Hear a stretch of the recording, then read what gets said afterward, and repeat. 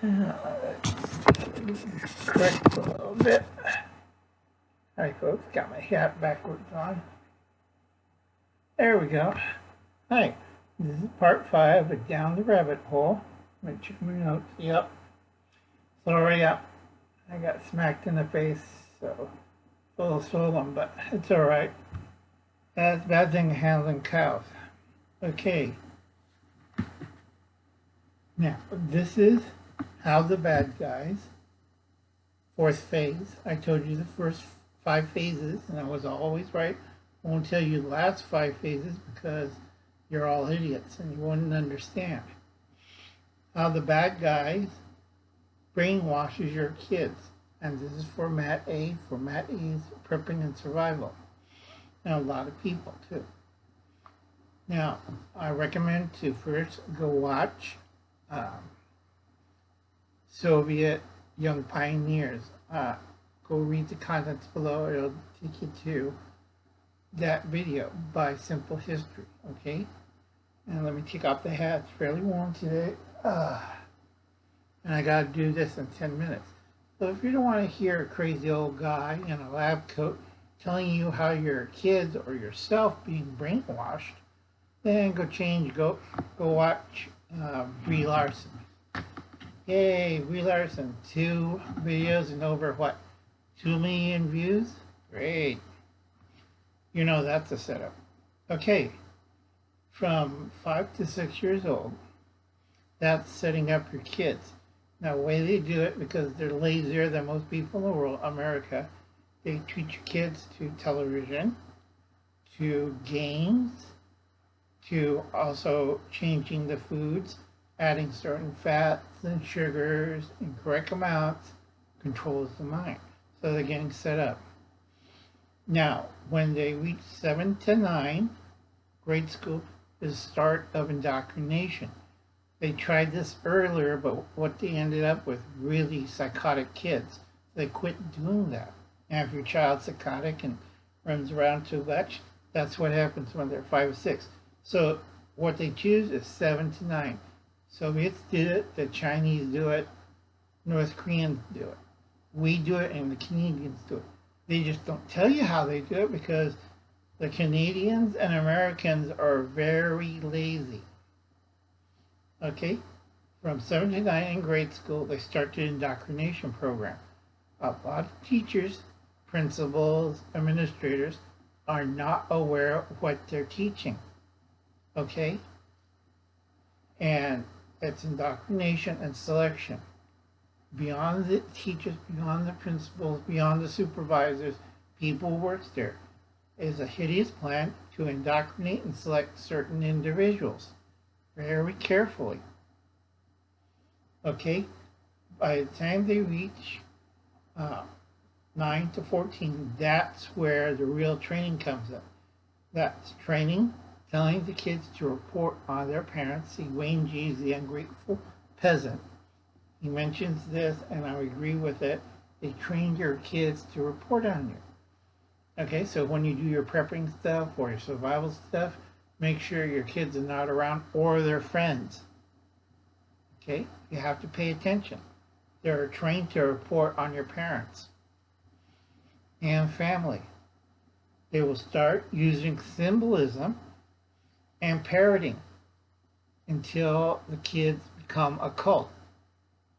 Okay, they'll use a lot of symbolism. A lot of people don't understand symbolism.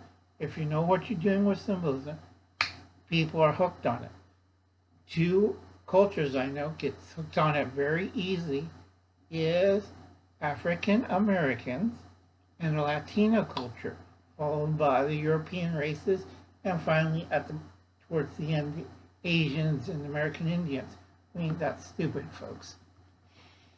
Okay, and becoming a cult. Sometimes they will give out handbooks. They'll do games, competition, arts and crafts, sports, adventure trips. Okay, they're really good at using video games. Americans are lazy. They don't want physical. We have to spend money. So what they'll do is they'll use video games. Also, to enhance that to make these little psychopaths crazy. They're going to introduce Nerf guns, water guns, water balloons. So you have automatically unbridled, insane military training, but it isn't. It's fun. Okay, now they'll do games, arts and crafts. Reason why arts and crafts is the family unit do not do arts and crafts at home. So you have kids going full of sugar and fats and free time, and they're watching video games, television, the internet, and they don't do arts and crafts. Arts and crafts promote skill into their young minds. So when school gets a hold of them and they start doing arts and crafts, they could select them to do other things that's favorable for their cause or agenda. Okay, sports. Sports build up strength, exercise, group pattern. So you have a pack of them. Now what I'm talking about will go over a lot of people's head. Yeah, Uncle Al, I rode a bus. Yeah, I know that. Okay, and it's called a special bus, the little yellow shirt bus. Okay, they'll have camping. Camping, you'll have a special night where they have a big sleepover or a camping trip or some kind of outdoor activity. They'll try to promote it in families, go outside, camp. If it's a group camp thing, be very careful. Okay? Outdoor exercise. They don't want fat, floppy. It's kind of backfired on them, so. But what really works out is music, dancing, and singing. This is programmed into Generation Y and Generation 0. So anytime there's music, singing, and dancing, they're lost their minds. They're insane zombies. And if they could scream and yell, even better yet. So when you see the protests and you see people screaming and yelling, hopping up and down, doing movements, that's the reason why. Okay? Now, older, these are the older people in the age group of 9 to 14, the ones who've been selected carefully. Learn, the special ones, learn how to draw. Okay? Make models. Learn a musical instrument. Perform skits and plays. Do collection drives or parades. Again, Nerf guns and video games are heavily promoted. So you combine all that on the selected ones, what do you get? You get the next phase. When they go into high school, that's from 14 to 18. And then you have two groups. You have the vocationalists, and you'll have the managers. That's what they're trying to do in high school. Separate the two groups. The unthinking ones, the peasants, goes into vocation. The thinking ones that you already programmed and everything that you selected goes in management. And out of those two, you have middle management and you have the STEM guys.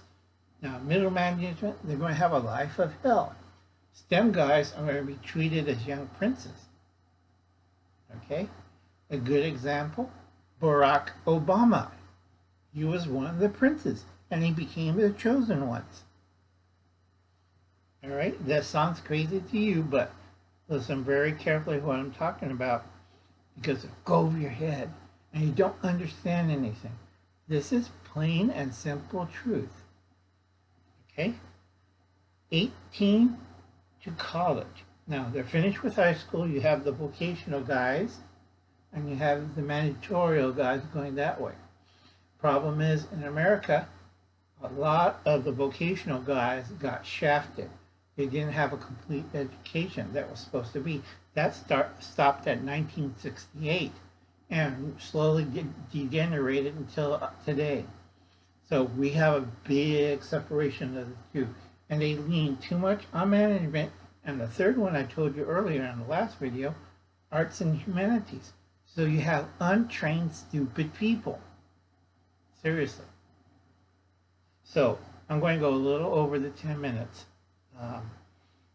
In college, that's the final finishing and selection and polishing of their program people. Now, a lot of colleges like Evergreen, if you ever watch YouTube videos of Evergreens or do your own research, they should have their credentials taken away and people who went there, all their degrees null and void. It is not a real school, it's an indoctrination camp. And I could tell that by just watching people, how they react and how they speak. Okay, Evergreen College, just look it up on YouTube or look it up on Google, and they'll show you it's a fine liberal arts college. No, it isn't. It's an indoctrination camp. And who is their biggest benefactor? Well, they live in the East, and they're the Communist Chinese Party. Go do your research, and you'll find a web of stuff, and it all leads to Beijing. Okay? So, when you see people like Antifa, BLM, I got a whole series on those guys later on. But anyway, the big headache with these people are they want to do a communist insurgency in America. And that's what we're heading. And I'm going to do a little bit more. This lasts until 2025. So understand this. These protests is nothing more than a communist insurgency. It is not civil rights. What Black Lives Matter did on the control of Antifa has pushed back civil rights 50 years. And when the smoke and fire is put out and cleared away, a lot of people are going to federal prison or get deported or be shown as one of these people. And you might get deported, you might get 10 to 40 years, a whole bunch of trouble, and the rest of your life you're going to be known as either a puppet, a communist insurgent, or somebody who owes, with no degrees, tons of money to an uncredited university or college. So think about that.